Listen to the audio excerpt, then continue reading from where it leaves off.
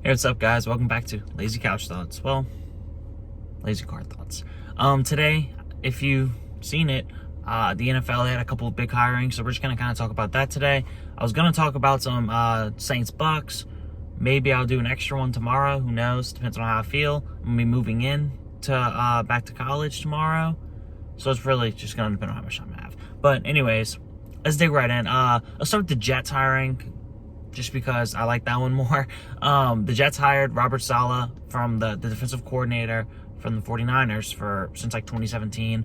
I absolutely love this hire. He is the exact opposite of what you had in Adam Gase. A lot of Jets fans hated Adam Gase. Besides being just completely incompetent, he had no emotions. He was like this robot on the sideline. And Robert Saleh is the exact opposite. This is a guy who plays with a lot of coaches. Well, I mean, he played too, with a lot of passion, a lot of like fire, like just fire inside of him. And then whenever he coaches, he actually has a guy, like a pullback coach, to where every time, like, he's like running on the field basically every play because he just gets hype and like gets excited. So like he has a coach literally that's supposed to grab him by his belt buckle and pull him back. I mean, like by his belt loop in the back, and he pulls him back to make sure like he doesn't run on the field because he's just like that excited. But like besides being like hype, besides being like an awesome guy, he's a great coach. Go back and look at the 49ers defensive stats since he got there. He has transformed that defense. He has just developed insane amount of talent, rookie talent, young talent. He's developed so much of it. He's had resurgences like Richard Sherman. People thought when he left the Seahawks that he was going to be done, that he was just, old news. But now you have Robert Saleh saying like, oh man, we gonna make you good again. You look at the 49ers defense this year, even with all of the injuries on both sides of the ball, really, they were still very competitive. Like that defense this year, despite having just nobody all year, they were still top 5 for like a while. I don't know where they finished. I think they still finished top 10, but they were just a good defense, and like they shouldn't have been. They didn't really have like their guys. Like Nick Bosa got hurt in like the first game of the season. Richard Sherman missed a lot of the year. And then like they down the list, like pretty much every big name player on the 49ers this year, offense and defense really, missed crucial time.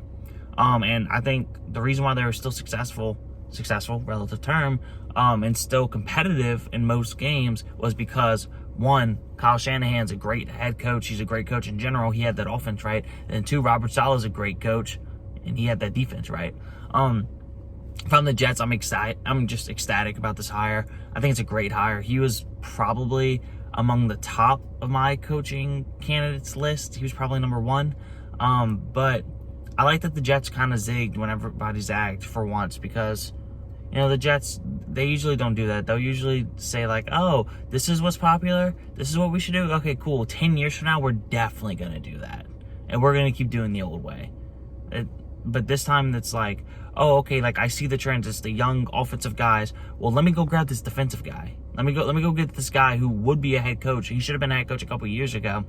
And like let's go build with this. Let's see what we can do. We see what Mike Vrabel's doing in Tennessee right now. Like let's go do that. Maybe we can like sneak one out because everybody's too obsessed with the offensive, and that makes me excited. And then I saw the report that Sam Darnold's going to stay with the Jets next year, and they're not taking quarterback number 2. They might trade the pick, or they might take your boy from Oregon, the offensive tackle, or they might even just go get a weapon. They might go get Devonta Smith. They might go get Jamar Chase.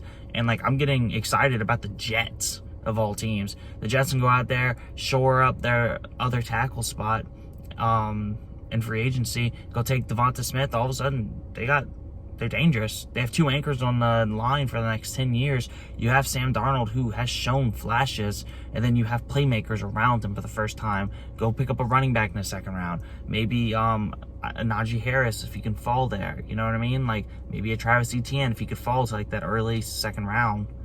Who knows? They also have a second first-round pick, I'm pretty sure, this year from the Seahawks, from the Jamal Adams trade. This Jets team can end up being good. But moving on to the Jags, just because I'm kind of running out of time here. I'm not really a big fan of the Urban Meyer hire. Everywhere Urban Meyer has gone, he hasn't left on good terms. Like, I guess Ohio State, he kind of did, but like they had some scandals. Like, if we remember, he had to leave in 2018 because he knew information about one of his coaches, like, allegedly beating his wife, like, a domestic violence stuff. And, like, we just kind of, like, forgot that happened. Like, we just kind of don't talk about that anymore. We kind of just, like, let it go to the wayside.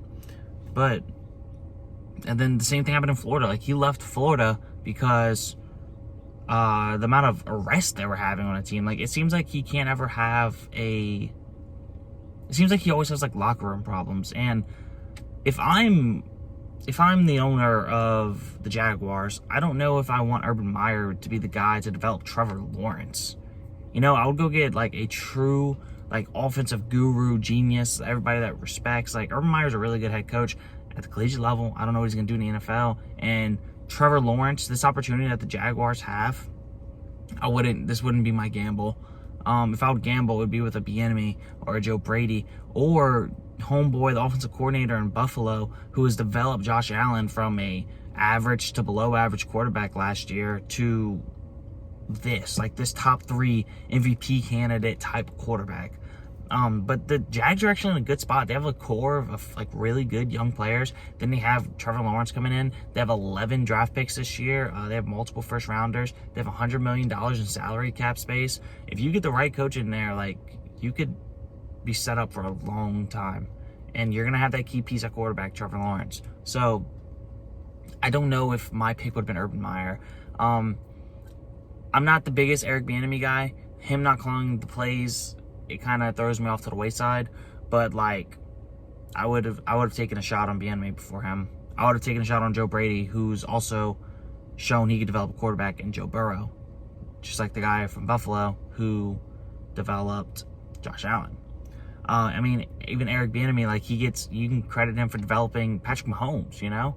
But, like, still, like, I would have went and get one of those type of guys. I don't know if I'm going Urban Meyer there. I feel like that would have been like a Jets type hire. I thought Urban Meyer wasn't going to come out unless it was like the perfect situation. So I guess I couldn't say the other teams I was thinking of. But, like, I didn't think it would be the team who has the best situation would be going to get Urban Meyer. I didn't see that happening. I don't really know how I feel about it. College coaches a lot of times don't transfer over well to the NFL. It's just a completely different ballgame. If there is a college coach not named Saban or maybe Dabo that could do it, it would be Urban. But we'll see. We'll see how that goes. And I'm not really excited about the hire. Jaguars fans should be very excited. I think these next 3 or 4 years, he'll probably be a good hire. But the problem is Urban's never stayed anywhere too long because there's always stuff that follows him and he has to get away. So I'm hoping everything works out. I hope Trevor Lawrence can be a stud. I'm hoping everyone can just get along and he could stay there for the rest of their career and nothing happens. But I am much more excited about Robert Saleh's hire than Urban Meyer's. Oh, and one other interesting note. Robert Saleh is the first Muslim American head coach in the NFL. So we have really been making waves since Couch Fanatic Sports started, by the way. Beck Hammond became the first female to coach in the NBA game. Kim Ng became the first female to be a GM in the 4 men's major sports. Now we're getting this. We're rolling right now. We had the first female baseball coach in the minor leagues for the Red Sox, Bianca Smith.